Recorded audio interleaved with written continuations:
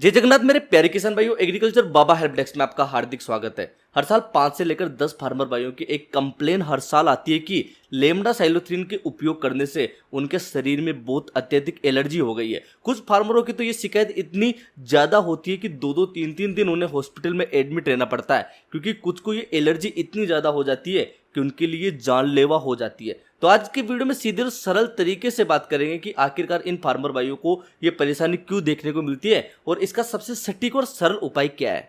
Lambda साइलोथ्रिन के उपयोग से बहुत सी बार होता क्या है कि जब फार्मर भाई स्प्रे करते हैं तो ये इनकी चमड़ी के संपर्क में आ जाती है और बहुत से फार्मरों को इससे एलर्जी हो जाती है। एलर्जी बहुत सी बार इतनी ज़्यादा हो जाती है कि वो उनको खुजली इतनी तेज होती है कि इससे इतना ज़्यादा परेशान हो जाते हैं कि उन्हें हॉस्पिटल में एडमिट तक होना पड़ता है। बहुत सी बार ये जानलेवा भी हो सकती है अगर किसी के साथ में इसका रिएक्शन बहुत ज़्यादा हो गया, किसी को एलर्जी बहुत ज़्यादा है। तो मेरे प्यारे किसान भाइयों, स्प्रे करने से पूर्व इस चीज़ का विशेष तौर पर ध्यान रखना चाहिए। बहुत सी बार बहुत से केसेज में ऐसा होता है कि बहुत से फार्मरों को इससे एलर्जी नहीं होती और वो हाथ में लेकर या फिर अच्छे से इसका स्प्रे कर देते हैं, उनको किसी भी प्रकार का कोई साइड इफेक्ट देखने को नहीं मिलता। उनकी देखा देखी में बहुत से फार्मर भी समझते हैं कि सिर्फ ये एक तरीके से मिथ्या है, अफवाह है, और वो इसका स्प्रे अनजाने में बिना किसी सावधानी के कर देते हैं। तो उन्हें इसके बहुत ही अधिक दुष्परिणाम देखने को मिलते हैं, क्योंकि जरूरी नहीं कि हर की बॉडी के साथ इसका रिएक्शन एक ही हो। अलग अलग प्रकार से ये रिएक्शंस करती हैं कि किसी की त्वचा के साथ इसका इंफेक्शन बहुत ही भयानक तक हो जाता है, जिससे वो खुजली से बहुत अत्यधिक परेशान हो जाता है। आज की वीडियो में हम बात करेंगे कि किस प्रकार इससे सावधानी रखकर हम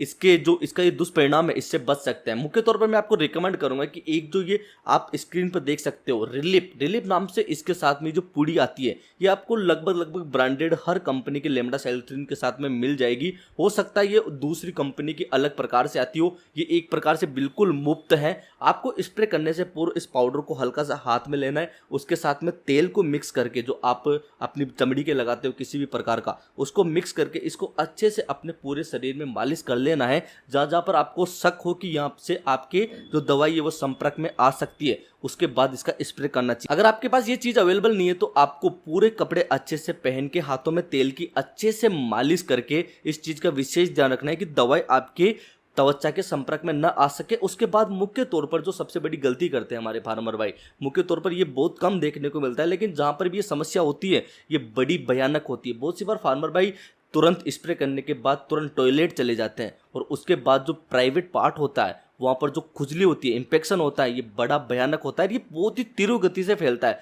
तो मुख्य तौर पर इस चीज़ का ध्यान रखें, अपने हाथों को अच्छी तरह से वॉश करने के बाद ही टॉयलेट जाए आप। तो मुख्य तौर पर मेरे प्यारे किसान भाई इस चीज़ का विशेष ध्यान रखें, वरना ये बहुत सी बार जानलेवा तक हो सकता है। और एक तरीके से मतलब सुरक्षित होकर ही दवाई का स्प्रे करें, चाहे कोई भी दवा हो, चाहे ये हो या फिर दूसरी हो, एक तरीके से पूर्णतः अपने शरीर को ढक कर ही दवाई का स्प्रे करें। तो मेरे प्यारे किसान भाई, अगर आपको एग्रीकल्चर से संबंधित कोई जानकारी चाहिए तो एग्रीकल्चर बाबा को सब्सक्राइब कीजिए और सीधा हमसे बात करने के लिए हमारे इंस्टाग्राम हैंडल एग्रीकल्चर बाबा पर जाइए और मैसेज कीजिए। जय जय श्री राम।